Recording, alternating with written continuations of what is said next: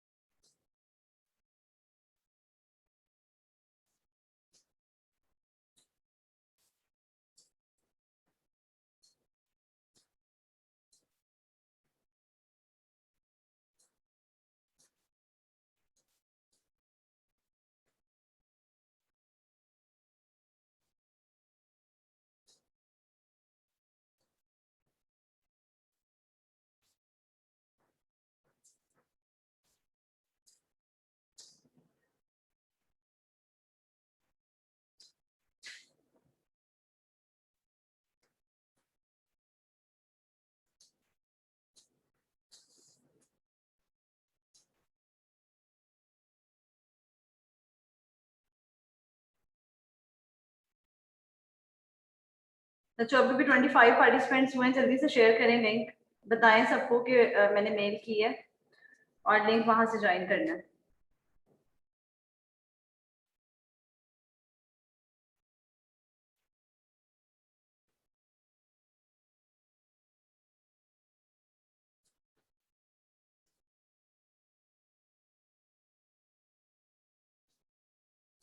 आप लोगों ने वैक्सीनेशन करवा ली है? मैम अभी फर्स्ट डोज लगवाई है। सेकंड कब लगनी है? सेकंड मैम अभी दिन है 24। कौन सी वाली लगी है आपको? साइनोवैक। साइनोवैक लगी है। 28 डेज के बाद सेकंड लगेगी। यस। ओके, कहाँ से लगवाई है? लाहौर में रहते हो आप? नहीं मैम, गुजरात रेस्पॉन्डर से लगवाई थी। कि आपको पता है अगर आपका वैक्सीनेशन का स्टेटस होगा कंप्लीट तो ही आपको अलाउ किया जाएगा कैंपस में क्लासेस के लिए, ठीक है? तो सबने वैक्सीन लगवा लेनी है और सेकंड डोज कंप्लीट करवा के आपने एक ऑथेंटिक अपने पास आपके पास कार्ड होना चाहिए जिसके ऊपर मेंशन हो डेट्स भी, और जिससे आपको जो है अलाउ किया जा सके कि आप क्लासेस ले सकें, ठीक है? तो जितने लोगों ने नहीं लगवाई उन सबने लगवा लेनी है। बाकी किसी ने नहीं लगवाई है? मैम वैक्सीनेशन करवा ली है, दोनों डोजेस करवा लिए हैं, लेकिन कोई कार्ड वगैरह नहीं मिला हुआ मोबाइल में। वो उन्होंने मैसेज कार्ड वगैरह से पे। मिल सकता है बच्चे, अगर आप वो करो ना, एक साइट है आई थिंक 1303, उस पे जी आप मैसेज करते हैं अपना ID कार्ड नंबर, और एक नंबर आपको इशू भी हुआ होगा जो जो कार्ड आपको मिला है ना वैक्सीन लग के जो एक कार्ड इशू करते हैं उसके जी ऊपर जी, भी एक नंबर होता है। तो ठीक है। आपने अप्लाई करना है और आपने वो कार्ड हासिल करना है, क्योंकि आप वो कार्ड शो करोगे तो ही आपको अलाउ किया जाएगा यहाँ पे, ठीक है? ओके ओके मैम, वैसे डोजेस तो दोनों लगवा ली हुई हैं। ठीक है। आपको कौन सी लगी है? साइनोवैक की? Ma'am Sinopharm. साइनोफॉर्म लगी है। साइनोफॉर्म का तो I think second dose 21 days के बाद लगेगी, लगी होगी यस आपको। मैम, 21 और डेज के बाद। हाँ जी, इसके अलावा एक्स्ट्राजेनेका भी लग रही है, उसकी मेरा ख्याल है ड्यूरेशन जो 2 डोजेस के दरमियान का है ना वो 84 डेज का है। तो अब ये डिपेंड करता है जिन स्टूडेंट्स की कंप्लीट हो चुकी है किसने कौन सी लगवाई है, वो आपने बस कंप्लीट अपनी वैक्सीनेशन करवा के तो आप आ सकते हो कैंपस पे, ठीक है? ताकि आप आपका जो ऑनलाइन से अब ऑन कैंपस शिफ्ट कर दिया जाए स्टडी मोड, ठीक?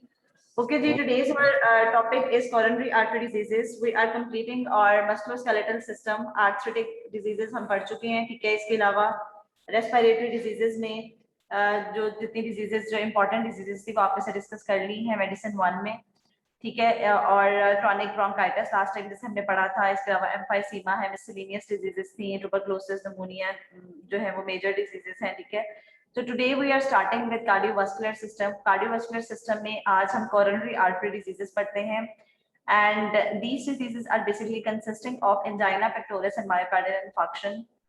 What is myocardial infarction? ये जो हार्ट अटैक्स हो जाते हैं आजकल सेडेंटरी लाइफस्टाइल में, और आजकल का जो लाइफस्टाइल है उसमें क्या हो रहा है कि जो कार्डियक डिजीजेस हैं वो बहुत ज्यादा कॉमन होती जा रही है even in the younger age group. पहले कभी ये कहा जाता था, सुना जाता था कि लेटर एज में 50 प्लस में 60 प्लस इयर्स में पेशेंट्स को जो है patients are suffer from cardiac diseases, but nowadays younger age groups are mostly affected with these diseases because of our sedentary lifestyle, hypercholesterolemic changes in the individuals, और जिस तरह से obesity है, smoking is a very important risk factor, ठीक है। तो these are all the important risk factors जो कि आजकल बहुत ज्यादा कॉमन हो चुके हैं और पेशेंट्स जो हैं बहुत ज्यादा एक्सपोज्ड हैं टू these risk factors, ठीक है। तो these diseases are very very important to acknowledge। क्यों इम्पोर्टेंट है? क्योंकि ये बहुत कॉमन है। आपके पास अगर कोई भी पेशेंट, जब आप क्लिनिकल साइड पे इंशाल्लाह जाएंगे तो आपके पास कोई भी पेशेंट चेस्ट पेन के साथ आ जाता है, तो आपको पता होना चाहिए कि ये जो चेस्ट पेन है, ये chest pain due to cardiac diseases है, ये chest pain due to some pulmonary diseases है, ये चेस्ट पेन जीआईटी की वजह से कोई प्रॉब्लम हो रही है या कोई ट्रॉमा की वजह से हो रही है, ठीक है। तो उसमें अगर आपने ये डिजीजेस अच्छे से पढ़ी होंगी तो ही आप हिस्ट्री टेकिंग के पॉइंट्स पे डायग्नोस कर लोगे पेशेंट्स को। इसके अलावा किस तरह से इन्वेस्टिगेशंस की जाती हैं, एक बात अपने माइंड में रखो, जब भी क्लासरूम कौन सा? क्लासरूम जो है वो नीचे एसएचएस डिपार्टमेंट है, लेकिन आपकी वैक्सीनेशन हुई भी है जो बच्चा पूछ रहा यस है? मैम। मैम वो दोनों? ग्रुप में बच्चे पूछ रहे हैं उनकी वैक्सीनेशन डोजेस दोनों हुई हुई जी सॉरी, उन यस मैम हुई हुई है दोनों डोजेस। आ जाए आप नीचे एसएचएस डिपार्टमेंट में, 1C14 में नहीं है आज क्लास, आज एसएचएस में नीचे बेसमेंट में जो क्लासेस है 106, ठीक है। बच्चे आपके पास ना वैक्सीनेशन कार्ड्स होने चाहिए, ठीक है, ओके।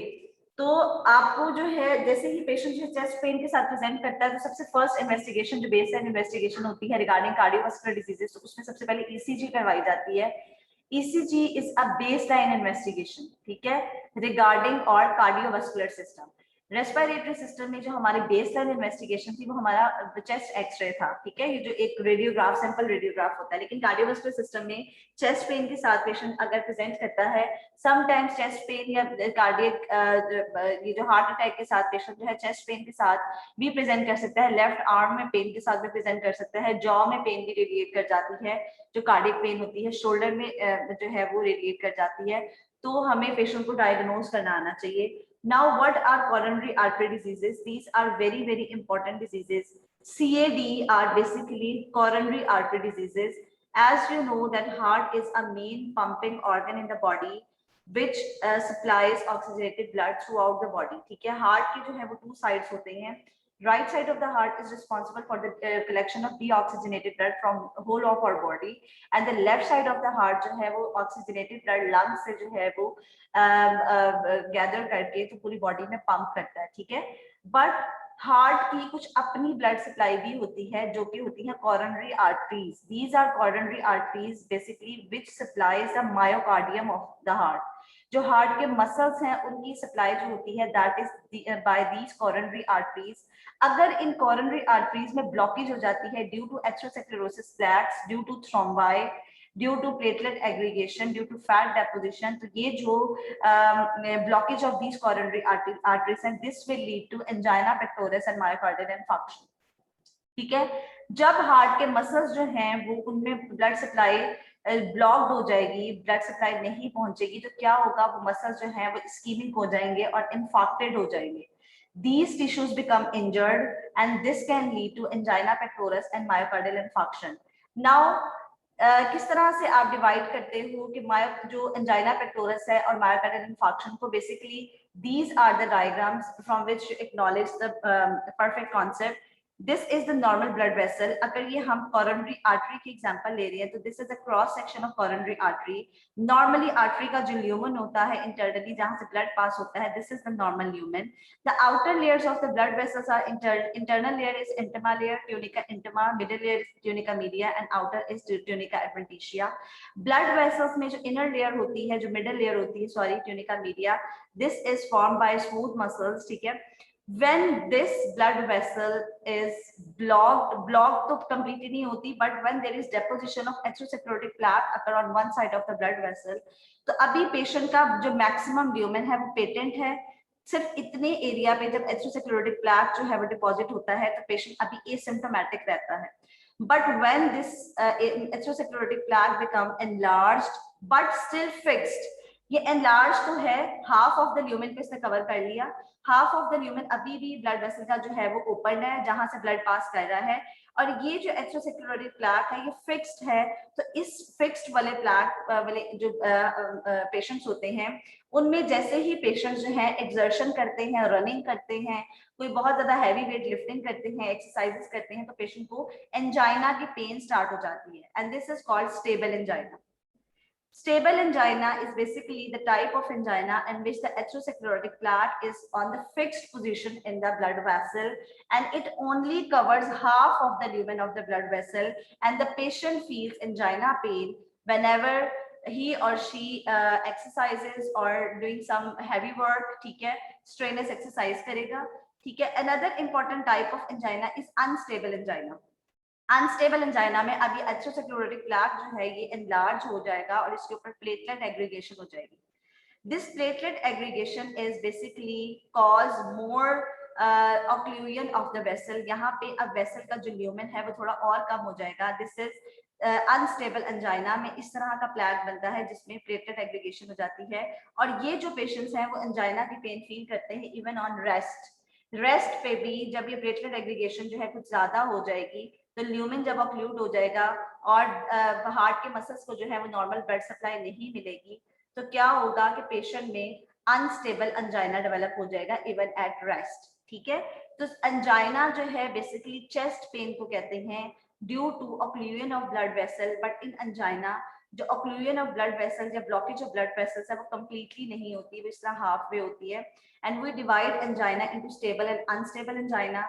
नाउ फर्दर अगर आप देखें तो प्लेटलेट एग्रीगेशन के बाद मजीद थ्रोम्बस फॉर्मेशन स्टार्ट हो जाती है, और अगर ये थ्रोम्बस फॉर्मेशन अभी भी कंप्लीटली ब्लड वेसल को ऑक्लूड नहीं करती तो this is called non ST segment elevation myocardial infarction. This is the normal ECG wave, and ECG wave is having different components: P wave, QRS complex, ST segment, ठीक है। तो ये जो ST elevation होती है ये कब होती है? जब कंप्लीट ब्लॉकेज हो जाती है ब्लड वेसल की। ये थ्रोम्बस पूरा ब्लड वेसल को ब्लॉक कर देता है। ये हाफ येलो पोर्शन जो है दिस इज एथेरोस्क्लेरोटिक प्लैक, और ये बाकी थ्रोम्बस ने पूरा कवर कर लिया है।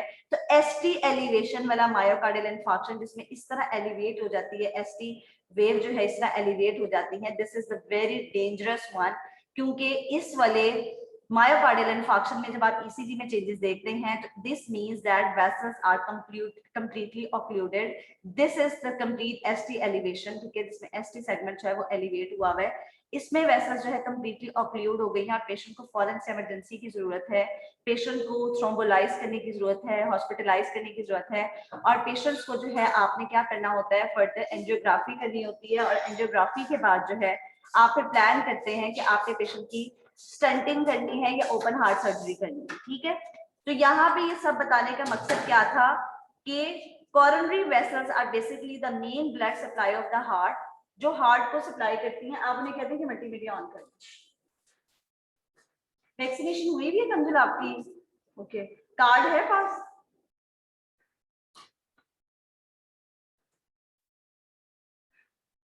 ठीक है बच्चों, coronary artery diseases are basically the diseases, the term used when there is accumulation of atherosclerosis plaque in the coronary arteries that obstruct the blood flow to the myocardium, ठीक है।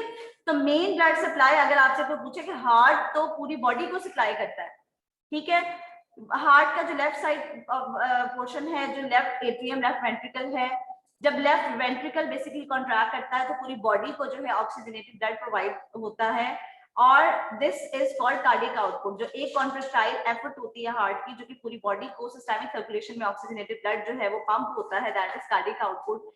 तो बेसिकली हार्ट तो पूरी body को blood supply करता है, but what is the blood supply of heart itself? अब दिल की जो है वो अपनी ब्लड सप्लाई कौन सी है? जो हार्ट के मसल्स हैं ऑब्वियसली वो कॉन्ट्रैक्ट करते हैं, और हार्ट एक ऐसा पंपिंग ऑर्गन है जो थ्रू आउट द लाइफ जो है वो क्या कर रहा होता है, वर्क कर रहा होता है, ठीक है। तो अगर कोरोनरी वेसल्स जो कि हार्ट की मेन सप्लाई है इनमें ब्लॉकेज हो जाती है तो this can lead to angina pectoris and myocardial infarction, ठीक है।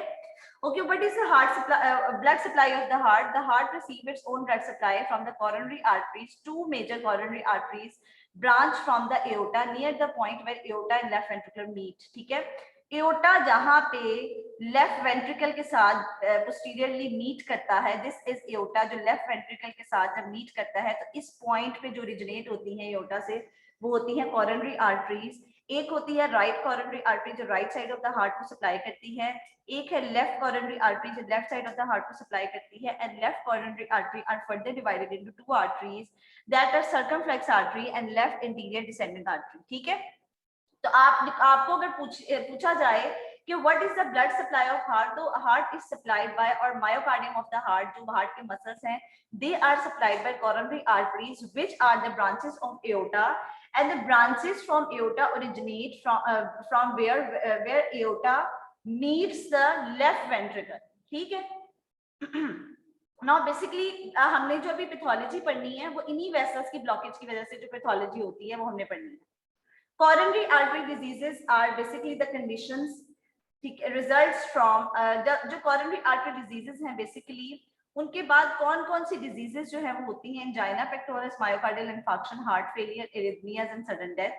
Now what is angina pectoralis? मैंने आपको अभी बताया है कि स्टेबल एंजाइना क्या है, अनस्टेबल एंजाइना क्या है। ये नहीं लगा रहे, फिर हम उनसे कहती है, एक मिनट।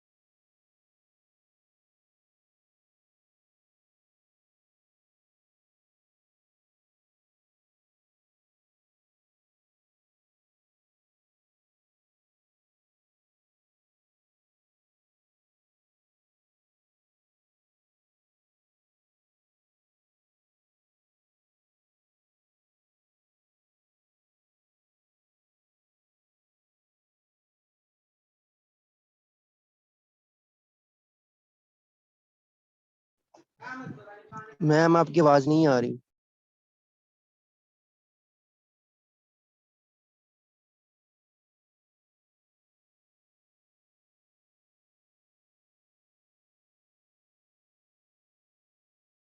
मैम ने माइक बंद किया हुआ। पर मैम पढ़ा रही है।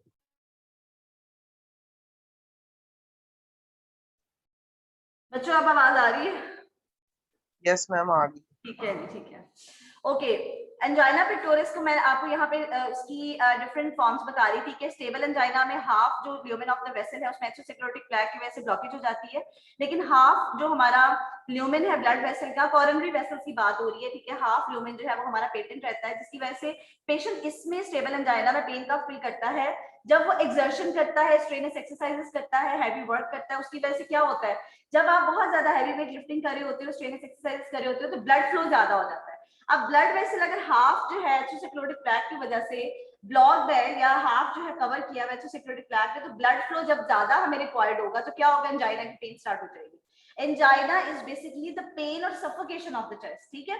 तो this is stable angina. Unstable में क्या होता है, यहाँ पे प्लेटलेट एग्रीगेशन स्टार्ट हो जाती है। अनस्टेबल एंजाइना जो होता है वो sometimes eight the time of rest भी हो जाता है, ठीक है। फिर फर्दर जो है जब थ्रोम्बस बनना शुरू होगा तो थ्रोम्बस जब अभी पूरी तरह कंप्लीटली ब्लड वेसल को ब्लॉक नहीं करता, that is non ST segment elevation myocardial infarction. और जब थ्रोम्बस जो कंप्लीटली टेक ओवर कर लेता है, कंप्लीटली ब्लॉक कर देता है वेसल को, तो that is ST elevation myocardial infarction. ठीक है, तो angina pectoris is basically people with stable angina have episodes of chest discomfort that are usually predictable and that occur on exertion or under mental or emotional stress. This is very important. Stable angina always occur when the patient is in mental or physical stress, when a patient is doing some exertion, some heavy weightlifting, heavy exercises, running कर रहा है, ठीक है, तो उसको जो है stable angina develop हो जाएगा. Normally the chest discomfort is relieved with the rest or nitroglycerin. इसमें आपने पेशेंट को कुछ भी नहीं करना होता, ठीक है, आप पेशेंट को आपने डायग्नोज कर ली, इसमें ईसीजी चेंजेस भी नहीं आती इस वाले में, ठीक है। इसका मतलब है कि हमारी 90% जो पॉपुलेशन है वो स्टेबल एंजाइना की शिकार होती है, ठीक है। उसको क्या होता है, आपने देखा होगा 40-45 प्लस जो है वो ज्यादा अगर रनिंग कर ली किसी ने तो वो अक्सर जो है सफोकेशन स्टार्ट हो जाती है, आप बैठ जाते हैं, रेस्ट करते हैं, तो उससे क्या होता है, रिलीव हो जाता है वो चीज, ठीक है। क्यों? क्योंकि हमारी हाफ वेसल जो है, एथेरोस्क्लेरोसिस का जो प्रोसेस है वो आप ये समझ लो कि चाइल्डहुड से स्टार्ट हो जाता है, फ्रॉम 15-16 इयर्स ऑफ एज आप समझ लो, 12-13 इयर्स ऑफ एज समझ लो, ठीक है। तो इसका ट्रीटमेंट कुछ भी नहीं है, इसमें जस्ट आपने पेशेंट को रेस्ट देना है, रेस्ट करेगा तो क्या होगा, फ्लो बेहतर हो जाएगा, फ्लो स्लो डाउन हो जाएगा, हाफ वे भी अगर सेक्रोटिक प्लैक भी पड़ा हुआ तो हाफ ल्यूमेन पेटेंट है, तो वहां से पेशेंट के सिम्टम्स रिलीव हो जाएंगे। फर्दर आप पेशेंट को नाइट्रोग्लिसरीन टैबलेट्स देते हो, नाइट्रोग्लिसरीन टैबलेट्स आर बेसिकली ये नाइट्रेट्स होते हैं, ट्राइग्लिसराइड्स कहते हैं इन्हें। ये कौन सी टैबलेट्स होती हैं जो वेजोडाइलेटेशन करती है, वेसल के ल्यूमेन को डायलेट कर देंगी, तो फर्दर पेशेंट सिम्टम्स रिलीव हो जाएंगे, ठीक है। Stable, it has a stable pattern of onset, duration and intensity of symptoms. Unstable angina की बात कर लेते हैं। अनस्टेबल एंजाइना कौन सा वाला एंजाइना है, अब जहां पे एथेरोस्क्लेरोटिक प्लैक के ऊपर प्लेटलेट एग्रीगेशन स्टार्ट हो रही है, मींस कि अब ये फर्दर ब्लॉकेज की तरफ जाने लगी है ये वेसल, ठीक है। तो unstable angina is basically the type of angina जो पेशेंट को समटाइम रेस्ट पे भी फील होता है। It is triggered by an unpredictable degree of exertion and emotion. अब ये थोड़ी सी भी एक्सर्शन करने पे पेशेंट को हो जाएगा, पेशेंट थोड़ा सा इमोशनल हुआ उसको पेन स्टार्ट हो गई। आपने देखा होगा मेल पेशेंट्स से आ जाते हैं कि उन्होंने टेंशन ली बहुत ज्यादा, तो वो आ जाते हैं चेस्ट पेन हो गई, ठीक है, ईसीजी करवाई, ईसीजी इज परफेक्टली ऑलराइट, क्योंकि एंजाइना पेक्टोरस में चाहे वो स्टेबल है अनस्टेबल है, ईसीजी में चेंजेस नहीं आते, ठीक है। प्रोग्रेसिव होता है unstable angina, because unstable angina पे हमारे प्लेटलेट एग्रीगेट कर रहे हैं, more severe than stable, characterized by increasing frequency and severity, provoked by less than usual effort, occurring at rest and interferes with the patient lifestyle, ठीक है। Rest पे हो जाएगा, अनप्रेडिक्टेबल मोशन के साथ, अनप्रेडिक्टेबल एक्सर्शन के साथ ये स्टार्ट हो जाएगा। Another important type of angina is variant angina, also called Prince metal angina, also called resting angina। ये जो angina है, ये वाला angina मैं हर एक से वाइवा में पूछूंगी, आप अभी लिख लें। जो प्रिंस मेटल एंजाइना है, वेरिएंट एंजाइना है, इसमें क्लॉट एथेरोस्क्लेरोटिक प्लैक का कोई रोल नहीं है। आपको ब्लड वेसल की एनाटॉमी बताने का मकसद ये था कि ब्लड वेसल की इनर लेयर होती है made up of tunica intima, middle is tunica media, outer is tunica adventitia. जो ट्यूनिका मीडिया है that is basically form by smooth muscles. Prince metal angina is basically caused by spasm of that smooth muscles, ठीक है। Vessels जो है occlude हो गई, constrict हो गई, क्योंकि वहां पे जो मसल्स के ऊपर जो स्मूथ मसल्स हैं वेसल्स की वॉल में वो कॉन्स्ट्रिक्ट कर गए, ठीक है। तो this occurs spontaneously with no relationship to the activity, occurs at rest due to spasm, patient discomfort that occurs rest usually of longer duration, appears by cyclical pattern, ठीक है, और about same time in a day। Patient कहेगा कि मुझे दिन के एक specific हिस्से में एंजाइना की पेन, चेस्ट पेन स्टार्ट हो जाती है, ये टिपिकल इसकी हिस्ट्री होती है। इसमें कोई रोल एक्सर्शन का नहीं है, पेशेंट को बैठे बैठे चीज स्टार्ट हो जाती है, वहां पे जो वेसल्स हैं वो उसमें स्पाज्म हो जाता है, वेसल्स कॉन्स्ट्रिक्ट कर जाती है, जो आउटर लेयर में स्मूथ मसल पड़ा है, ठीक है। And this is basically the main cause is coronary artery spasm. Now what is basically the main problem, जो एंजाइना पेक्टोरस मायोकार्डियल इंफार्क्शन है, उसमें बेसिकली होता क्या है, हमारी सप्लाई ऑफ ऑक्सीजन जो है वो कम हो जाती है और डिमांड बढ़ जाती है। सप्लाई कैसे कम हुई, क्योंकि हमारी वेसल्स अब ब्लॉक होना शुरू हो गई, ठीक है। वेसल्स में अब हमारे एथेरोस्क्लेरोसिस जो है उसका प्रोसेस स्टार्ट हो गया, प्लेटलेट एग्रीगेशन हो गई है, थ्रोम्बस फॉर्मेशन स्टार्ट हुई है। Now what are the causes of this angina pectoris और myocardial infarction. Coronary atherosclerosis most important cause.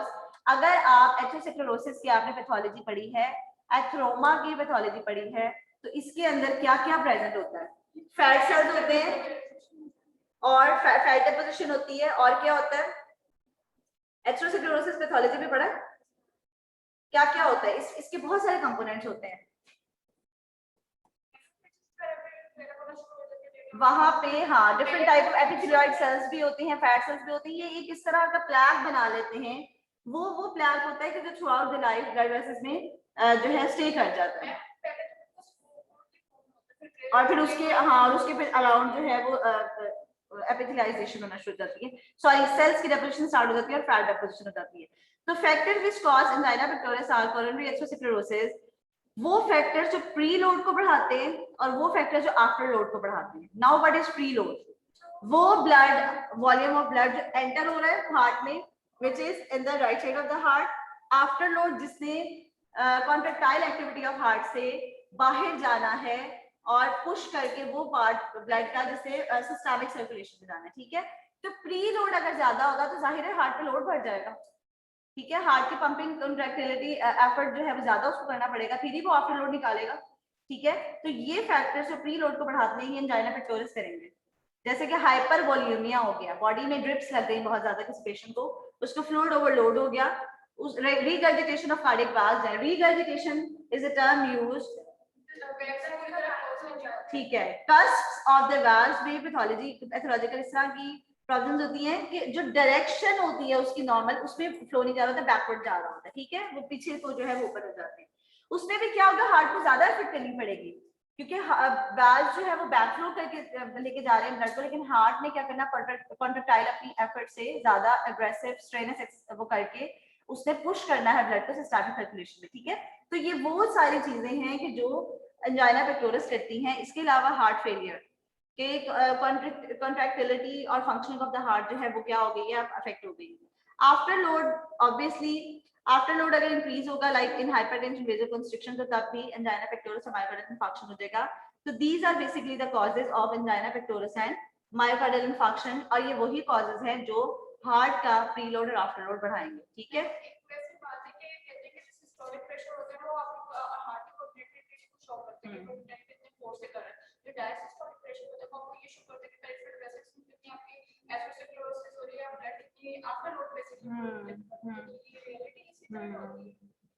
Systole is always contraction and diastole is filling or relaxation of any area, ठीक है।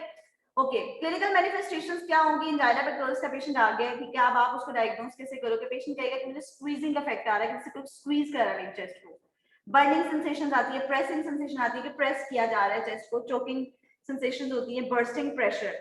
Onset इसका quick भी हो सकता है, slow भी हो सकता है, लोकेशन इसकी चेस्ट भी हो सकती है, राइट और लेफ्ट आर्म्स में भी समटाइम्स पेन फील होती है, शोल्डर्स में, नेक और जॉ में।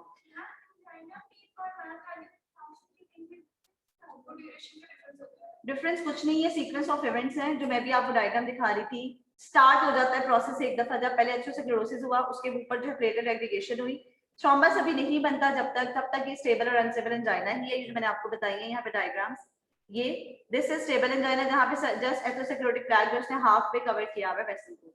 अनस्टेबल वाले में यहाँ पे प्लेटलेट एग्रीगेशन स्टार्ट हो गई है। अब थ्रोम्बस फॉर्मेशन जब बनना शुरू हो जाता है तो ये एमआई की तरफ जाता है। ये बेसिकली सीक्वेंस ऑफ इवेंट्स ही हैं, ठीक है। मायोकार्डियल इंफार्क्शन में सबसे पहला वाला जो इवेंट होता है जिसमें भी कंप्लीटली थ्रोम्बस ने ऑक्लूड नहीं किया होता, वेसल को ब्लॉक नहीं किया होता, that is non ST segment myocardial infarction, ठीक है। जो ईसीजी चेंजेस मैंने अभी आपको दिखाई थी वो ईसीजी चेंजेस होती हैं जिसमें अभी एसटी एलिवेशन नहीं हुई होती, ठीक है।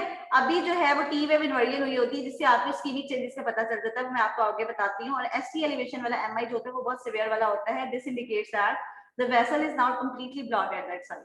ईसीजी जो अगर आप देखो ना स्ट्रिप पे, तो ईसीजी पे ना आपने देखा होगा 1 2 3 लिखा होता है, एवीएफ एवीएल लिखा होता है, वो lateral leads lateral wall of the heart को शो करी होती है जो एवीएल होती है, ठीक है। इसी तरह एवीएफ होती है जो इंफीरियर वॉल एमआई को शो करी होती है, एवीआर होती है जो इंटीरियर वॉल को शो करी होती है। तो जिन लीड्स में स्पेसिफिक वो चेंजेस आती है मींस कि उन स्पेसिफिक एरिया में जो ब्लड वेसल्स है, कोरोनरी वेसल्स है, वहां पे ब्लॉकेज चल रही है। आप फर्दर जो गोल्ड स्टैंडर्ड है ना, एक देखो एक हर एक जो चीज आप पढ़ते जा रहे हो, जब आपने रेस्पिरेटरी सिस्टम पढ़ा तो उसकी बेसलाइन इन्वेस्टिगेशन एक हम करते थे चेस्ट एक्सरे, बेसलाइन था, but that is not the gold standard. Gold standard जो इसमें है अब इन्वेस्टिगेशन वो एंजियोग्राफी है।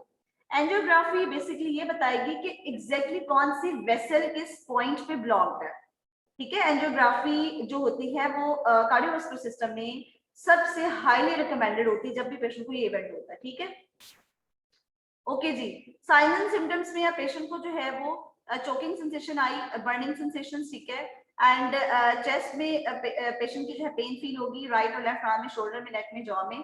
ये जो पेन जो है वो रेफर्ड पेन होती हैं, जैसे चेस्ट हार्ट की पेन इन एरियाज में क्यों फील होती है? Due to same nerve supply. Diaphragm की जो पेन है वो सम टाइम शोल्डर में पीछे चली जाती है, शोल्डर में भी फील होती है, because phrenic nerve is basically the main nerve which supplies the diaphragm as well as the back of the ये जो हमारे scapular area, ठीक है। तो referred pain is basically the pain, आप रेडिएट नहीं कह सकते इसे, स्टमक की पेन आप जरूर कह सकते हो कि बैक पे रेडिएट करती है, अपेंडिक्स की पेन जो है वो अम्बिलिकस की तरफ रेडिएट करती है, रेडिएट वहीं से रेडिएट की है पेन। चेस्ट की पेन अब आपको यहाँ कैसे फील हो गई? क्योंकि नर्व सप्लाई सेम थी, ठीक है, that is referred pain. Okay, duration is less than 5 minutes. Associated जो सिम्टम्स होते हैं जाइना में dyspnea, sweating, faintness, palpitation, dizziness. Patient को रिलीफ कैसे मिलेगा? रेस्ट से और नाइट्रोग्लिसरीन से। अब ये पेशेंट जो होते हैं इनको डॉक्टर्स ने एडवाइस किया होता है कि आपने एनजेसिक टैबलेट जो है अपने घर पे रखनी है। आपको जब भी ऐसा कुछ फील हो तो आप रेस्ट करें, आप जुबान के नीचे पे ये गोली रखें। जुबान के नीचे गोली रखने से सबलिंगुअल का मकसद क्या होता है कि जुबान के नीचे हमारी वेन्स का नेटवर्क है बहुत ज्यादा, आपने देखा होगा जो ब्लूइश सारा में नजर आ रहा है, वहां से एब्जॉर्प्शन हमारी बहुत रैपिड हो जाती है।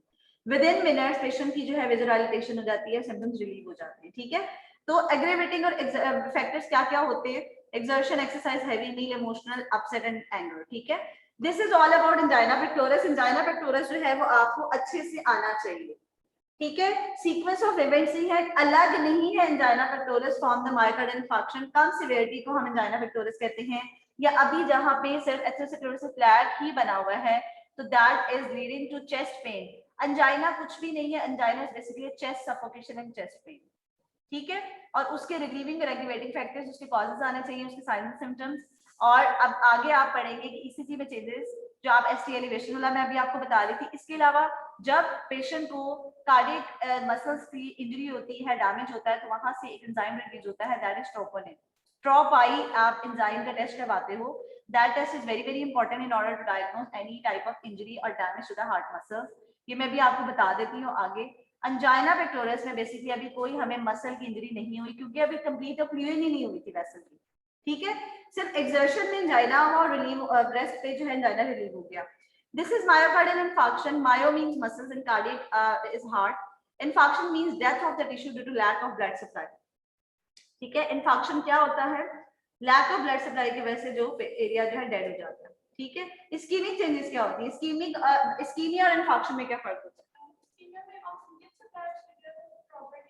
ठीक है, और इंफार्क्शन में जब वो कंप्लीटली नेक्रोसिस हो जाता है, ठीक है।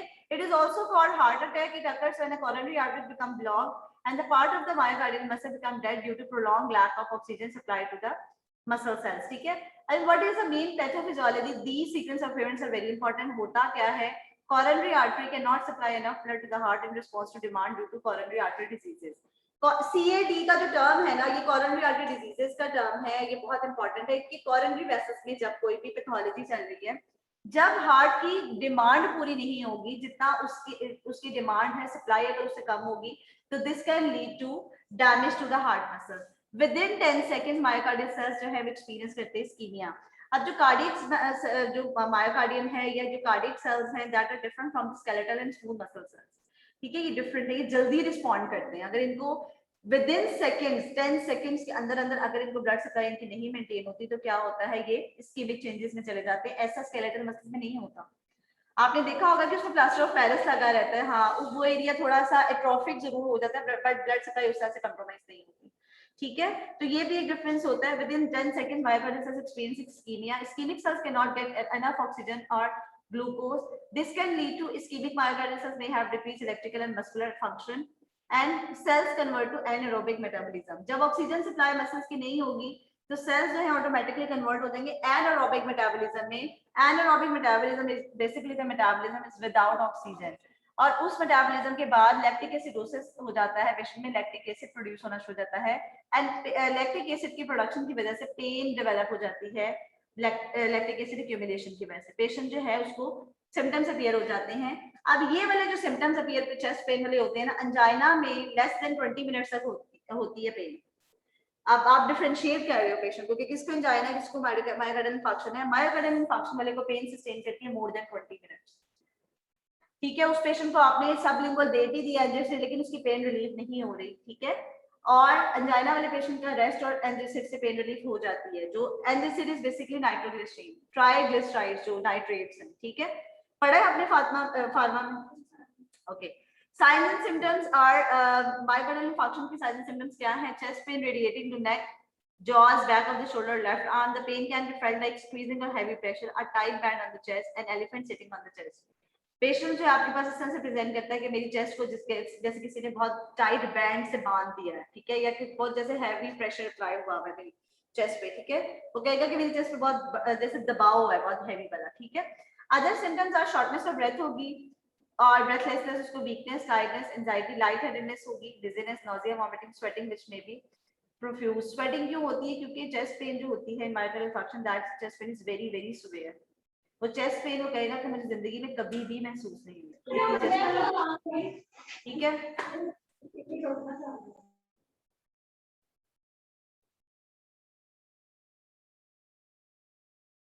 Okay, now this diagram already explain, ठीक है। इस डायग्राम में स्टेबल अनस्टेबल एंजाइना, जैसे नॉन एसटी एलिवेशन एमआई है, एसटी एलिवेशन एमआई। अब आपने ये पढ़ना है कि ईसीजी क्या होती है।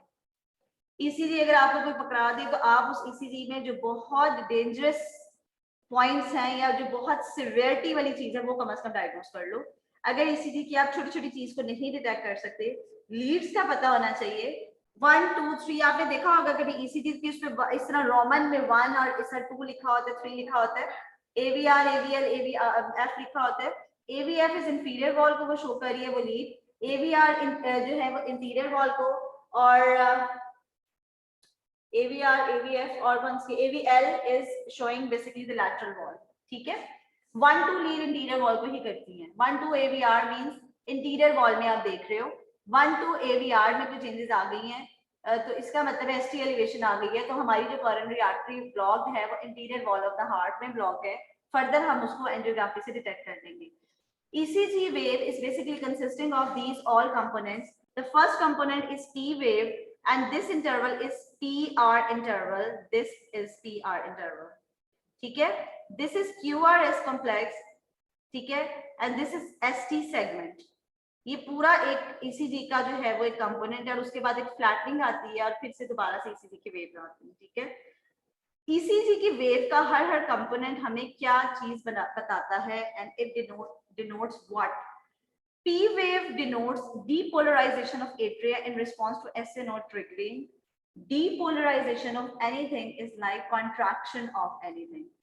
Depolarization of atria हमें जब भी contraction of atria जो होता है वो ECG पे हमें P wave बताता है कि हमारे atria जो है contract कर रहे हैं, हार्ट के दोनों एट्रियास इकट्ठे कॉन्ट्रैक्ट करेंगे, वेंट्रिकल्स करेंगे, ठीक है। एट्रियास की contraction indicates on the ECG wave is like P wave. SA node or AV nodes on the heart are basically the nodes which generates the electrical impulses on the heart और जिससे heart की contractile जो है वो function होता है। तो P wave is basically due to contraction of the atria. PR interval is delay of AV node to allow filling of ventricles, means के PR interval atria contract कर गए, PR interval में ventricles में blood चला गया और ventricle की filling हो गई, ठीक है। QRS complex is again depolarization of ventricles, means QRS complex indicates contraction of ventricles, triggers main pumping contraction. Contraction of ventricles he main pumping contraction है जिससे पूरी बॉडी को ब्लड जाना है। इवन के लंग्स में भी वहीं से जाना है ना, जब राइट वाला वेंट्रिकल हमारा कॉन्ट्रैक्ट करेगा, ठीक है। Then comes ST segment. ST segment is beginning of ventricular repolarization. Now repolarization is ventricular relaxation now, ठीक है। वेंट्रिकल्स ने कॉन्ट्रैक्ट कर दिया, वो रिलैक्स हो गए, तो दिस इज ST सेगमेंट, ठीक है। T wave is complete ventricular relaxation, ventricular repolarization. ECG wave, ECG की ये जो पूरी एक होती है ना PQRS complex, ये पूरी वेव, इसका आपको पता होना चाहिए कि कौन सा कंपोनेंट किस चीज को शो कर रहा है, ठीक है। A cardiac cycle or one heartbeat is represented on the ECG as PQRST complex between cardiac cycles, ठीक है। तो ये जो है पूरा रिकॉर्ड होता है, एक वेव आती है, फिर एक फ्लैटनिंग आती है, फिर एक वेव आती है, ठीक है बच्चों। Now definitions, unstable angina क्या है? An unprovoked or prolonged episode of chest pain raising suspicion of acute myocardial infarction without definite ECG or laboratory evidence. Unstable angina हमें क्या बताता है कि पेशेंट को मायोकार्डियल इंफार्क्शन होने वाला है, उसमें एथेरोस्क्लेरोसिस के ऊपर प्लेटलेट एग्रीगेशन और थ्रोम्बस फॉर्मेशन का प्रोसेस स्टार्ट हो चुका है। आप पेशेंट को फरखंदा जी बताएं, फरखंदा अकरम। यस मैम, मैम मैंने ये पूछना था कि ये जो वेव होती है ये हर दफा ऐसी तो नहीं होती होगी ना, ये जैसे PQRS वाली है, इसमें हम डिटेक्ट क्या करते हैं मैम? हमेशा ऐसी ही होती है, और इसमें मायोकार्डियल इंफार्क्शन की चेंजेस अब मैं आपको बताती हूँ कि इसमें एसटी एलिवेशन होती है आगे। Okay ma'am. ये बिल्कुल ऐसी ही होती है, हार्ट की जो नॉर्मल हार्ट की जो कॉन्ट्रैक्टाइल जो एक्टिविटी से जो वेव प्रोड्यूस होती है ईसीजी से कोई इसी तरह से होती है, जैसे आपने देखा होगा कि वो लगाए जाते हैं ना आर्म्स में भी, और प्रोब्स यहाँ पे भी अटैच किए जाते हैं, ठीक है। तो unstable angina is basically the angina which is unprovoked और prolong episode of chest pain. इसमें एक तो प्रोवोक नहीं किया किसी ने, ना उसने एक्सर्शन की, रेस्ट पे हो गया, और प्रोलॉन्ग एपिसोड हुई चेस्ट पेन की, ठीक है। तो इस this indicates that there is a suspicion of acute MI myocardial infarction. But इसमें जो है इस वाली अनस्टेबल एंजाइना में ईसीजी में कोई चेंजेस नहीं आती, ना लेबोरेटरी एविडेंस कोई होता है। Now the next one is non ST elevation myocardial infarction. Chest pain होगी, इसमें नॉन स्पेसिफिक ईसीजी चेंजेस आएंगी, एसटी डिप्रेशन और टी वेव इन्वर्जन होगी। अब आप ये देखो कि जो नॉन एसटी एलिवेशन वाला एमआई है उसमें क्या होता है, उसमें एसटी डिप्रेशन होता है, ठीक है। ये एसटी डिप्रेशन होगा, ये दिस इज एसटी डिप्रेशन, ठीक है। एसटी डिप्रेशन होगा, टी वेव इन्वर्जन होगी, this is non ST elevation myocardial infarction. इसमें अभी थ्रोम्बस ने कंप्लीटली ऑक्लूड नहीं किया वेसल को। This is complete ST elevation myocardial infarction जिसमें कंप्लीटली ब्लॉकेज हुई हुई है। तो this is the more dangerous one. Leads आपने देख लेनी है, इंटीरियर है, लैटरल है, इंफीरियर है। ये वाली चेंजेस को पेशेंट को फौरन हॉस्पिटल लेके जाना है, उसके पास टाइम बहुत कम है, उसको वहां थ्रोम्बोलाइज करवाना है, उसको वहां पे एंजियोग्राफी करवाने की जरूरत है। अगर उसकी स्टंटिंग हो सकती है तो स्टंट पास करें, अदरवाइज उसकी बाईपास सर्जरी की प्लानिंग करें, ठीक है।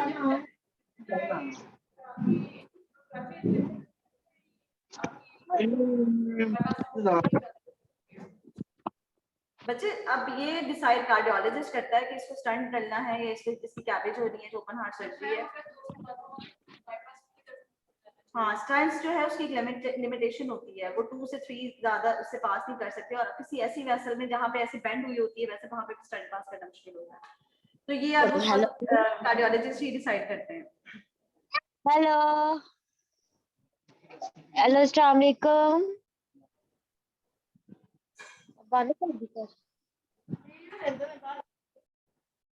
ओके जी, ठीक है। अच्छा, ये है non ST elevation MI. And what is ST elevation MI? इसमें सस्टेन चेस्ट पेन होती है और पेशेंट को बंडल ब्रांच ब्लॉक भी हो जाता है। बेसिकली हार्ट के दोनों साइड पे बंडल ऑफ हिज होते हैं, राइट और लेफ्ट साइड पे। जब वहां पे इस्कीमिक और इन्फार्क्टेड चेंजेस आती हैं तो वो बंडल ऑफ हिज जो होते हैं वहां पे बंडल ब्रांच ब्लॉक कॉज कर देते हैं। इसको वैसे इतनी डिटेल में करने की जरूरत नहीं है, जितना आप अभी तक कर रहे हो ना आपके लिए इतना ही काफी है, ठीक है। नाउ ऐसे प्लेक फॉर्मेशन, ये क्या है, ये कौन सा है? एंजाइना, स्टेबल एंजाइना, ठीक है। This is stable angina. ये क्या है? एथेरोस्क्लेरोसिस से प्लैक बना हुआ, ये क्या है? ल्यूमिनल, ठीक है। इसमें क्या होता है, ये स्ट्रेस की वजह से होगी इसमें पेन और एक्सर्शन से, और इसकी पेन लेस देन 20 मिनट्स तक होती है, ठीक हो गया। रिलीव बाय नाइट्रोग्लिसरीन्स एंड रेस्टिंग, ठीक है। अनस्टेबल एंजाइना में क्या होता है? प्लेटलेट एग्रीगेशन होती है। नॉन एसटी एलिवेशन और एसटी एलिवेशन मायोकार्डियल इंफार्क्शन जो होते हैं वो रेस्ट पे भी पेन स्टार्ट हो जाती है विद मिनिमल एक्सर्शन, और इसकी पेन सस्टेन करती है more than 20 minutes, accompanied by other signs and symptoms also, right, like breathlessness, sweating, dizziness, ठीक है, fatigability। और इसमें GTN जो हमारा नाइट्रोग्लिसरीन है एंड जिसे जो हम सबलिंगुअल रखते हैं उससे ये रिलीव नहीं होती। ये चीज इंडिकेट करती है कि पेशेंट को फौरन हमने इमरजेंसी में लेके जाना है हॉस्पिटल में। Now what are the risk factors for myocardial infarction? Modifiable and non-modifiable. Modifiable risk factors वो होती है जिनको हम मॉडिफाई कर सकते हैं।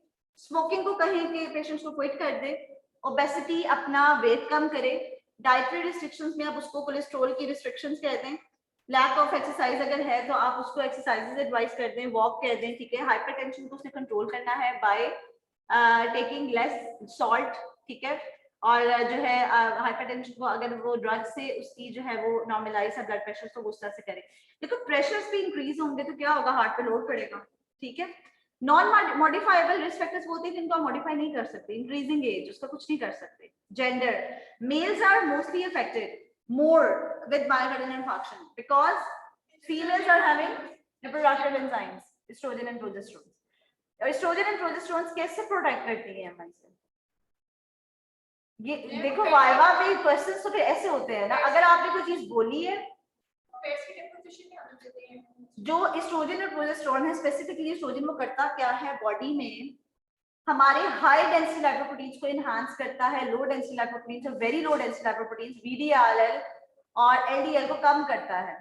High density lipoprotein that are the helpful for the body उनको इंक्रीज करता है और लो डेंसिटी और वेरी लो डेंसिटी को डिक्रीज करता है। Family history is very important. Ethnicity, diabetics में रिस्क ज्यादा होता है। डायबिटिक्स में क्या हो जाता है, एथेरोस्क्लेरोटिक चेंजेस आ जाती है, वेस्कुलर चेंजेस आती है ना, वेस्कुलोपैथीज हो जाती है, लार्ज ब्लड वेसल्स की भी, स्मॉलर ब्लड वेसल्स की भी, ठीक है। तो डायबिटीज को आप कर नहीं सकते मॉडिफाई। आप पेशेंट से कहें अगर आपकी फैमिली हिस्ट्री है तो आप शुगर कंट्रोल करें, एक्सरसाइजेस करें।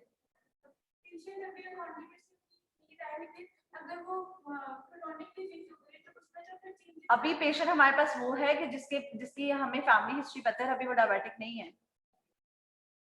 ठीक है। उसको रिस्क है क्योंकि उसकी फैमिली में ये चीज है। अगर उसको रिस्क है डायबिटीज का तो उसको कहो कि डायबिटीज को कंट्रोल करने के लिए एक्सरसाइजेस करे और शुगर का इंटेक कम करे। दूसरा इंपॉर्टेंट चीज, अगर वो डायबिटिक है, फैमिली हिस्ट्री दी है, तो अपनी डायबिटीज को कंट्रोल करे। मॉडिफाइबल भी हो गया ना कि डायबिटीज कंट्रोल्ड रहेगी तो वेस्कुलर चेंजेस कम आएंगे। जो अनकंट्रोल्ड डायबिटीज होती है वही तो कॉम्प्लिकेशंस डेवलप करती है। जो डायबिटिक रेटिनोपैथीज होती है, नेफ्रोपैथीज होती है, न्यूरोपैथीज होती है, वेस्कुलोपैथीज होती है, ठीक है। तो डायबिटीज को आप कर भी सकते हैं, नहीं भी कर सकते। क्रॉनिक वाले को आप जैसे कह रहे हो तो वो तो नॉन मॉडिफाइबल हो गया ना, वो क्रॉनिक हो गया, कॉम्प्लिकेशंस डेवलप हो गई, अब उसका हम कुछ नहीं कर सकते, ठीक हो गया। डिफरेंशियल डायग्नोसिस में चेस्ट पेन के साथ पेशेंट को कार्डियक प्रॉब्लम्स भी हो सकते हैं, रेस्पिरेटरी इश्यूज भी हो सकते हैं, GI भी और मस्कुलोस्केलेटल भी। डिफरेंशियल डायग्नोसिस क्या होते हैं, मिलते जुलते होते हैं, आप उनको ग्रुप कर लेते हैं, ठीक है। लेकिन फाइनल डायग्नोसिस आप इन्वेस्टिगेशंस की बात करते हैं। जो चेस्ट पेन का ये मतलब नहीं होता कि उसको दिल का ही मसला है, मस्कुलर भी उसको पेन हो सकती है। गर्ड जो कि ये है गैस्ट्रोएसोफेजियल रिफ्लक्स डिजीज, ठीक है। पैंक्रेटाइटिस में भी चेस्ट पेन हो जाती है, ट्रॉमा में, ठीक है। इन्वेस्टिगेशन आपने क्या करवानी है, सबसे baseline investigation.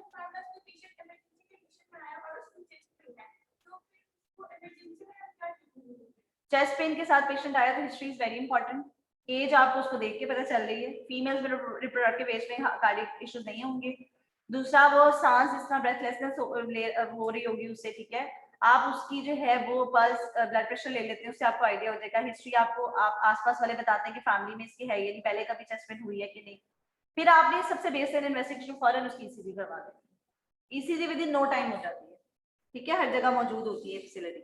ECG bed side पे करवा लें। ब्लड में ब्लड कंप्लीट काउंट करवाएं, full blood count, urea, electrolytes, LFTs, lipids. LFTs is liver function test, cardiac enzymes, amylase, serum amylase pancreatitis के लिए करवा रहे हैं। अब हमने डिफरेंशियल डायग्नोसिस में से रूल आउट करना है। C रिएक्टिव प्रोटीन करवा रहे हैं किसी भी इन्फेक्शन के लिए। चेस्ट एक्सरे करवा रहे हैं ट्रॉमा को रूल आउट करने के लिए, ठीक है, कि चेस्ट एक्सरे भी हम करवा रहे हैं। Echocardiography is basically the heart ultrasound. Echocardiography tells us about the ejection fraction of the heart. Ejection fraction of the heart हमें बताता है कि हार्ट की फंक्शनिंग कैसी है। अगर आप कभी एकोकार्डियोग्राफी होते देखें तो उसमें हार्ट के वाल्व्स बिल्कुल सही नजर आ रहे होते हैं स्क्रीन पे, कि वो जिस तरह ओपन हो रहे होते हैं, क्लोज हो रहे होते हैं, वहीं से आप उसकी फंक्शनिंग देख लेते हैं। और एकोकार्डियोग्राफी पे हार्ट का फंक्शन आप परसेंटेज में बताते हैं कि इतने % हमारा हार्ट जो है वो वर्क कर रहा है और इतने % नहीं है फंक्शनिंग उसकी। Angiography obviously is a gold standard. Angiography पे आप एग्जैक्ट उस वेसल तक पहुंच जाते हो जहां पे ब्लॉकेज है और जहां पे अब आपने इंटरवेंशन करनी है। अनस्टेबल एंजाइना में जो कार्डियक एंजाइम है दैट इज ट्रोपोनिन। आपने अक्सर ट्रॉप आई सुना होगा, लोगों को कहते हैं। Troponin is basically the enzymes released from the cardiac muscles when cardiac muscles get injured. Cardiac muscles में इंजरी हो गई, इस्कीमिया हो गया, इन्फेक्शन हो गया, ट्रोपोनिन रिलीज होता है, उसमें एक स्पेसिफिक नॉर्मल रेंज होती है, उस रेंज से अगर वो ज्यादा होगा तो इसका मतलब है कि कार्डियक मसल्स हमारे डैमेज हुए हैं, वहां पे इस्कीमिक चेंजेस चल रही हैं। अनस्टेबल एंजाइना में वो नॉर्मल होता है, ईसीजी नॉर्मल होती है। एसटी डिप्रेशन थोड़ा सा हो सकता है जो हमें अर्ली चेंजेस बता देगा एमआई की। नॉन एसटी एलिवेशन एमआई में ट्रोपोनिन रेज होगा, एसटी डिप्रेशन होगा, पॉसिबल टी वेव इन्वर्जन होगी, टी वेव नीचे को गई होगी। ST elevation MI is a more severe one, the last one, जिसमें ST elevation होगी, हाइपर एक्यूट टी वेव्स होंगी, लेफ्ट बंडल ब्रांच ब्लॉक्स होंगी, न्यू टी वेव इन्वर्जन्स होंगी, Q waves after many days आती है। पेशेंट आपके पास आ गया और उसकी ईसीजी में क्यू वेव्स थी, ठीक है, क्यू वेव्स थी, तो इसका मतलब है उसको हार्ट अटैक अभी नहीं हुआ, पहले हुआ था, ठीक है। इसको भी अभी आपको करने की जरूरत नहीं है, पहले वाला ही कर लो, ठीक है।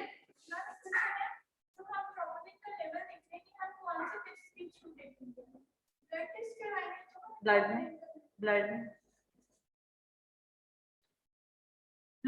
these are the ECG findings. Normal ECG, this is normal ECG, draw करनी आनी चाहिए, ऑन कैंपस पे पेपर्स हो जाने हैं। नॉर्मल ईसीजी भी ड्रॉ करनी आनी चाहिए। एसटी एलिवेशन वाली कौन सी ईसीजी है, इस ईसीजी को सिर्फ तस्वीर बना के इसके बारे में 10 क्वेश्चंस किए जा सकते हैं, ठीक है। ये 65 इयर्स ओल्ड मेल है with this ECG, what happened to him, क्या हुआ उसे, उसको सिवियर वाला एमआई है, एसटी एलिवेशन वाला एमआई है, ठीक है। क्या साइंस एंड सिम्टम्स होंगे उसके, how to investigate the patient, how to treat the patient and why patient is patient rush to the hospital for जो है वो फर्दर इंटरवेंशन। इंटरवेंशंस क्या करेंगे इसके लिए, इसी पे बहुत सारे क्वेश्चन बन सकते हैं आगे, अब आपको बताऊंगी। एंजियोग्राफी तो होती है, आपने जो पूरा एक वो रिव्यू कर लेना होता है वेसल्स का, जिसमें कहाँ पे ब्लॉकेज। एंजियोप्लास्टी है व्हेन यू आर बेसिकली जब आप स्टेंटिंग करते हैं। Cabbage is basically the open heart surgery, जिसमें आप बाईपास करते हैं सर्जरी, वो भी आपको बता देती हूँ। This is ST, non ST elevation वाला है ये एमआई, इस पे भी ये ईसीजी पे बहुत कुछ आपसे पूछा जाता है। टी वेव इन्वर्जन, अब जो टी वेव इन्वर्जन होती है ना, वो ischemic changes, zone of ischemia को शो करती है उस जगह पे। एसटी एलिवेशन का मतलब है कि इंजरी हो चुकी है, इन्फेक्शन हो चुका है, डेड हो गए हैं सब। और necrosis means abnormal Q waves, ये वो चीज है कि जो बहुत अरसे के बाद पेशेंट एमआई हो चुका और बाद में क्यू वेव्स आई, इसका मतलब है नेक्रोज्ड है वो, ठीक है। रेगुलर एक्सरसाइज आप पेशेंट को कहेंगे lose weight, quit smoking, cholesterol को आप कहेंगे कि लो करे अपना, ब्लड प्रेशर अंडर कंट्रोल हो, शुगर्स अंडर कंट्रोल हो, स्ट्रेस अंडर कंट्रोल हो, ईट राइट, रेगुलर एक्सरसाइज, ठीक है। ये तो आपको पता है ना कि ये आप आजकल सबको करना है, ठीक है, ओके। एक्यूट अटैक में आपने क्या देना है, सबलिंगुअल नाइट्रोग्लिसरीन की एक tablet they they, 1 to 2 minutes में रिलीव हो जाएगा। मैक्सिमम 3 टैबलेट्स आप इसकी दे सकते हैं 3 to 5 और रिपीट कर सकते हैं 3 to 5 मिनट्स के बाद। आपके घर में पेशेंट है खुदा ना खास्ता और एंजियोसिड पड़ी हुई है, पेशेंट को प्रॉब्लम स्टार्ट हो गई, हॉस्पिटल दूर है, एक एंजियोसिड आप जुबान के नीचे रख लें, पेशेंट को गाड़ी में बिठा लें, रास्ते में उसकी नहीं रिलीव हुई, आप दोबारा रिपीट कर सकते हैं 3 to 5 मिनट्स के बाद। फिर नहीं रिलीव हुई, आप दोबारा रिपीट कर सकते हैं, 3 टाइम्स आप इसको रिपीट कर सकते हैं। एमआई की पेन मोर देन 20 मिनट्स की होती है, इससे भी आप आइडिया लगा लेंगे कि पेशेंट नीड्स इमरजेंसी केयर, ठीक है। आप उसको लेके, इसके अलावा स्प्रेस भी होते हैं, बकल स्प्रे, ठीक है। उसके अलावा nitrates, beta blockers, calcium channel blockers, aspirin, diplorin drugs, these are all the drugs for myocardial infarctions, future में जब आप उसको देते हैं ड्रग्स, ठीक है। अच्छा, रीवेस्कुलराइजेशन किस पेशेंट की करनी है, रीवेस्कुलराइजेशन क्या है, these are the 2 procedures. Stenting है, पीटीसी है, which is percutaneous transluminal coronary angioplasty, CABG कहते हैं हम इसे आम जुबान में, कोरोनरी आर्टरी बाईपास ग्राफ्टिंग कुछ भी नहीं है। स्टंटिंग कैसे करते हैं, ये वेसल ना, ये देखो यहाँ तक सारी ब्लॉक होने लगी है, दोनों तरफ एथेरोस्क्लेरोसिस हो गया, हमने तो क्रॉस सेक्शन देखा था ना, बेसिकली तो वेसल इस तरह से ब्लॉक होती है ना, यहाँ पे इस तरह हम करके ये स्टंट पास कर देते हैं, बाद में उसको इन्फ्लेट कर देते हैं, बैलूनिंग कर देते हैं और ये एक पैसेज क्रिएट कर देते हैं, जिसकी वजह से वेसल इतनी डायलेट हो जाती है, ब्लड फ्लो उसका मेंटेन हो जाता है। व्हाट इज बाईपास सर्जरी, बहुत ज्यादा सुनने को मिलता है। ये वेसल ब्लॉक थी, ये एरिया उसका एरिया ऑफ सप्लाई था, आपने ये पूरा एक पैसेज यहाँ से यहाँ तक डेवलप कर दिया, बाईपास कर दिया इस चीज को, this is bypass surgery. Saphenous vein ले लेते हैं, मेमोरी आर्टरी ले लेते हैं, internal mammary artery, below the point of thrombus है, यानी कि हमने वो एरिया ही बाईपास कर दिया जहां पे ब्लॉकेज थी। तो हमने ऊपर से कनेक्ट इसे कर दिया मेन जो वेसल हमारी एओर्टा थी या जो मेन बड़ी ब्लड वेसल थी, और ये चीज बाईपास करके हम उसको यहाँ तक कनेक्ट कर गए। यहाँ पे भी इसी तरह हमने ये दूसरी भी सफनेस वेन से इस तरह कर दी, हमने मेन आर्च ऑफ एओर्टा से कर दी। ये थी चीज। तो बाईपास सर्जरी बेसिकली वही बाईपास दैट ब्लॉक्ड एरिया, ठीक है, और हमने ब्लड सप्लाई मेंटेन कर दी। अब बीइंग यंग अडल्ट, आप लोग जैसे यंग लोग हो, ये जो चीज है बाईपास सर्जरी, इससे आप कैसे बच सकते हैं? ठीक है, क्योंकि हमारा बहुत सेडेंटरी लाइफस्टाइल है आजकल। आप रनिंग करें, एक्सरसाइजेस करें, जॉगिंग करें, योगा करें, अल्लाह ताला की तरफ से जब आप बहुत हैवी इस तरह से एक्सरसाइजेस यंग एज में करते हैं तो हमारी नेचुरली कोलैटरल्स डेवलप हो जाती है। कोलैटरल्स कौन सी वेसल्स होती है कि अगर ये वेसल ब्लॉक हो भी गई तो हम एक्सरसाइज इतनी अच्छी करते थे कि हमारे यहाँ पे ब्लड वेसल्स डेवलप हुई नहीं है, दैट आर कोलैटरल्स। हमारा जो ब्लड का यहाँ पे ब्लॉकेज थी वो हुई नहीं। Blood flow is maintained by that collateral vessels. ये जो वेसल्स नहीं बन जाती है साइड पे, वो कब बनती है? जब आप बहुत ज्यादा एक्सरसाइजेस करते हैं, फ्लो ज्यादा होता है, वेसल्स बन जाती है, रीवेस्कुलराइजेशन, न्यू वेस्कुलराइजेशन हो जाती है, कोलैटरल्स बन जाती है। तो समटाइम पेशेंट्स आते हैं और उनको बहुत हैवी वाला आया होता है अटैक, लेकिन वो सर्वाइव हो जाते हैं, दैट आर द सर्वाइवर्स। क्योंकि उनका लाइफस्टाइल ऐसा होता है कि उनको आप हिस्ट्री देते हैं कि मैं इतनी एक्सरसाइजेस करता था, तो जिसकी वजह से कोलैटरल्स डेवलप हुई हुई थी, जो कि बाईपास की तरह की ही एक नेटवर्क था कि जब मेन वेसल ब्लॉक हो गई तो उन कोलैटरल्स ने सर्वाइवल उसका बढ़ा दिया, पेशेंट है बच गए। नहीं, ये रिटेन रहती है 10 to 15 इयर्स आराम से।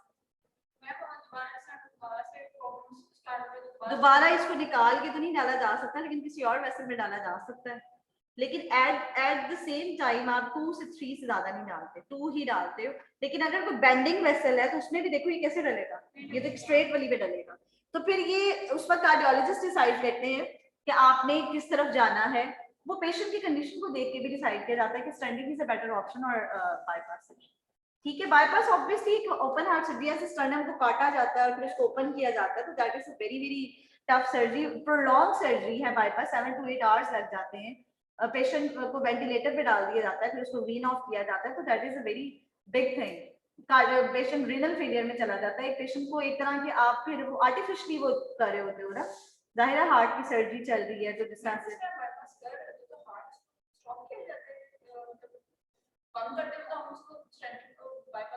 तो जो वेसल्स को जो है वो आप आर्टिफिशियली जिस तरह आप वेंट या वो जो होता है ना उसके थ्रू वो चला रहे होते हो कि वो हार्ट की तो सर्जरी चल रही होती है, वो तो जाहिर आपने स्टॉप किया होता है, बट वैसे जो है वो एक वेंट पे जैसे पेशेंट होता है और उसको असिस्टेड वो दी जा रही होती है ना, तो उस तरह से पेशेंट को दिया जाता है।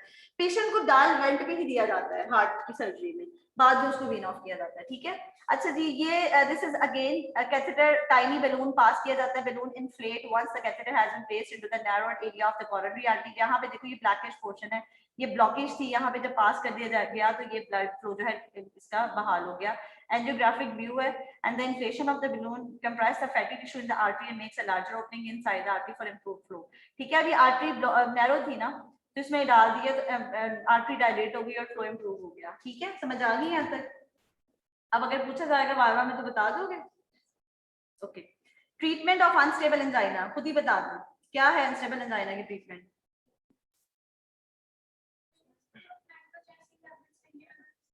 रेस्ट करवा लें, रेस्ट करके भी हो जाएगा।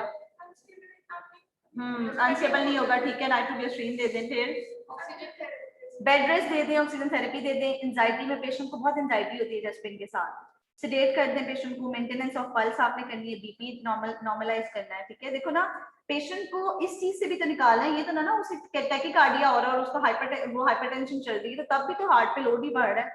ठीक है, तो फिर आपने उसको हेपरेनाइज कर देना है। हेपरेनाइज करने का क्या मतलब होता है कि आपने उसकी जो क्लॉटिंग फैक्टर्स को कम करना है, एंटीप्लेटलेट थेरेपीज देनी है, नाइट्रेट्स, बीटा ब्लॉकर्स एंड रीवेस्कुलराइजेशन। ठीक है, रीवेस्कुलराइजेशन फिर आप देखते हो अगर कोई सिविरिटी होती है तो। अनस्टेबल बेसिकली आप इनिशियल प्रेडिक्टर है हमारा एक्यूट एमआई का। ठीक है, treatment of myocardial infarction, hospitalize the patient preferably CCU. CCU जो है वो कौन सा सीसीयू होता है, वो कार्डियक जो है वो इंटेंसिव केयर यूनिट होता है, कार्डियक केयर यूनिट होता है, ठीक है। Oxygen supplementation, bed rest, NPO nil per oral, आपने बिल्कुल खाना पीना मना कर दे, फ्लूइड्स क्लियर दे दे, ठीक है। 4 to 12 hours due to risk of vomiting and aspiration, drip लगा दें पेशेंट को ना, जाहिर है वो खाएगा तो वो कैसे बेयर करेगा, उसके लिए भी तो स्टमक को वर्क करने के लिए भी तो एक प्रॉपर हमें हार्ट की कॉन्ट्रैक्शन की जरूरत है। सेडेट कर दें क्योंकि पेशेंट बहुत ज्यादा एंजाइटी में आ जाते हैं। Xanax is basically the tablet for sedation, नींद की गोली होती है। स्पेसिफिक थेरेपी में पेन किलर्स दें पेशेंट को, एस्पिरिन दे दें। एस्पिरिन क्या है? ब्लड थिनर है। नाइट्रेट्स क्या है? वेजोडाइलेटर्स है। बीटा ब्लॉकर्स दे दें। बीटा ब्लॉकर्स क्या करेंगे? कॉन्ट्रैक्टिलिटी को कम करेंगे, प्रेशर्स को नॉर्मलाइज करेंगे। AC inhibitors are angiotensin converting enzyme inhibitors, ये क्या करेंगे? ये भी रिड्यूस कर देंगे left ventricular dilation cardiac failure को, ठीक है। उसके बाद आपने थ्रोम्बोलिटिक थेरेपी देनी है क्योंकि बेसिकली हमारा प्रॉब्लम हमने मेन इशू ही हमारा थ्रोम्बोलाइज करना है, पेशेंट को थ्रोम्बस को ही लाइसिस करनी है, ठीक है, वो कर लेंगे। स्ट्रेप्टोकाइनेज दे देंगे, ये आप फिर रिकॉम्बिनेंट टिश्यू प्लाज्मोजेन एक्टिवेटर भी देते हैं। एंटीकोआगुलेंट्स देते हैं। एंटीकोआगुलेंट्स क्यों देते हैं? कोआगुलेशन को ही तो कम करना है, क्लॉटिंग फैक्टर्स को कम कर रहे हैं हम। Primary percutaneous coronary intervention is a safer alternative to thrombolytic therapy, ठीक है। फिर आपने क्या करना होता है? वही इंटरवेंशन जो आपने फर्दर करनी है। ये सारी ट्रीटमेंट पहले आपने पेशेंट को देनी है at the time of hospitalization. फौरन तो नहीं ना वो एंजियोप्लास्टी है वो जाती, वो तो एक बड़ा प्री प्लान उसको किया जाता है, पेशेंट को हर तरह से फिट किया जाता है, एनेस्थीसिया वाले फिटनेस दें, हर चीज हो तो फिर वो होती है। स्टंटिंग भी, स्टंटिंग तो वैसे बहुत ज्यादा लंबा चौड़ा प्रोसीजर नहीं है, एंजियोग्राफी के दौरान भी डाला जा सकता है स्टंट, ठीक है।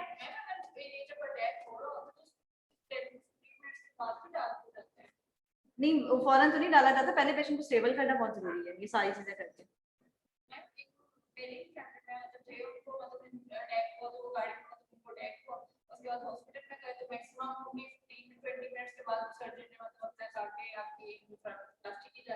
फिर वो बहुत प्रोटोकॉल मिला होगा क्योंकि ये तो बहुत इसके लिए तो आराम से जरा प्लान करके पेशेंट को सीसीयू में रखा जाता है।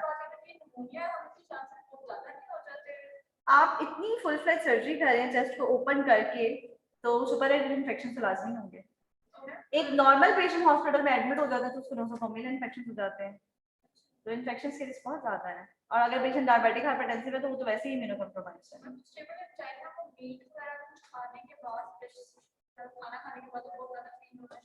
ऐसा वैसे कम ही होता है, एक्सर्शन ओवर ईटिंग से आई थिंक हो सकता है, फिर वो जो ब्लड फ्लो एकदम से फिर स्टमक में भर जाता है। But exertion is like exertion of running और जैसे वो एक्सरसाइज या फिर कोई बड़ी हैवी वेट लिफ्टिंग है जिसमें ब्लड फ्लो बेसिकली आपका इंक्रीज हो जाता है, उससे होता है। ओके जी, लेट्स स्टार्ट और अटेंडेंस। आसमा अफजल। अस्सलाम वालेकुम मैम। वालेकुम अस्सलाम। मैम जो लास्ट लेक्चर 10 की आपने रिकॉर्डिंग लिंक दिया है ना एलएमएस पे, उसमें आवाज ही नहीं आ रही आपकी मैम। अच्छा लास्ट ठीक लेक्चर है में ठीक आपकी है, आवाज मुझे चली पता गई। चल गया, ठीक है। उसमें यही प्रॉब्लम था, फिर वो ना आप लोगों को भी आवाज नहीं आई तो मैं कोई और रिकॉर्डिंग अपलोड कर देती हूँ, ठीक है। मेरे पास 3 सेक्शंस हैं तो मैं कर देती हूँ। मैम आसमा अफजल। ठीक है ma'am. Present ma'am. Abrish Azam Bhatti. Present ma'am. Neel Ahmed. Adeeba Akram. Adnan Arif. Yes ma'am. Ahmed Ali Malik. Present ma'am. Ahmed Munir. Ali Haider. Amna Saman. Present ma'am. Anam Latif Niazi. Present ma'am. Aniba Ghulam Rasool. Present ma'am. Aniza Fayaz. Present. Aqeel Ahmed Khan. Present. Ariba Amjad. Arsalan Asif. Present ma'am. Arsalan Rafiq. Present ma'am. Asifa Asif. Ayesha Noor. Present ma'am. Ayesha present ma'am. कौन प्रेजेंट है? आसिफा आसिफ। बच्चे हैंड रेज कर ले, अगर किसी की नहीं लगी। आयशा अमीन। बिलाल हुसैन। इस्मा आमिर। Present ma'am. इस्मा यासीन। Present ma'am. खंदा अकरम। Present ma'am. Parwa Rao. Present ma'am. Fatima Chughtai. Fatima Malik. Present ma'am. Fiza Tariq. Present, ma'am. Habiba Fazal, Present, ma'am. Madina Abid, Present, ma'am. Present, ma'am. Atiqa Ali, Hafiza Roma Fayaz, Hajra Zafar, present ma'am. Hajra Kashif Kaleem, Present, ma'am. Hamid Mahmood Ali, Amna Noor, Present. Haniya Masood, present ma'am. Hifsa Shoaib, Present, ma'am. या Khan, okay, Hira Yaqoob, Present. Hussain Zafar, present ma'am. Ifra Ijaz, Ifra Ijaz, Present, ma'am. Iqra Hussain, Present, ma'am. Ishfa Khalid, Javeria Mansoor, Present. Tanzul Kamal, Kinza Arif Abbasi, ma'am Kinza का net नहीं disconnect हो गया। Present. Laiba Usman, Maheen Amir, Present, ma'am. Mahnoor Ghani, Present. Maira Afzal, Manahil, present ma'am. Maryam, Yes, ma'am. Maryam Irfan, Present, ma'am. Maryam Ishfaq, present. Maryam Shahid, present. Maryam Iqbal, present ma'am. Namuna Anwar, Minahil Sajid, Present. Mohammad Asif, present ma'am. Mohammad Arsalan, present. Mohammad Bilal, Mohammad Fahad Rafiq Bhatti, present ma'am. Mohammad Haseeb, Mohammad Ibtisamul Hasan, present ma'am. Mohammad Tasleem Sajid, Maira आपकी लगी हुई है, Mohammad Tasleem Sajid, present ma'am. Okay, Mohammad Waqas Ishfaq, आप हैं Mohammad Waqas present ma'am. Mushawia Ashraf, ma'am Present, ma'am. Mohammad Haseeb present. Mohammad, Maimoona आपकी भी लग गई है जी, कौन बच्चा मैम मोहम्मद बिलाल। चले किधर थे? मैम मेरे को लगी। Ma'am Munna Anwar. Mohammad Bilal, ma'am Mohammad Haseeb present. Ma'am Mohammad Bilal की लगा दें। क्या मोहम्मद हसीब प्रेजेंट? अच्छा जी, Mohammad Waqas Ishfaq, present ma'am. Shawia Ashraf, Present, ma'am. Nadia आजम,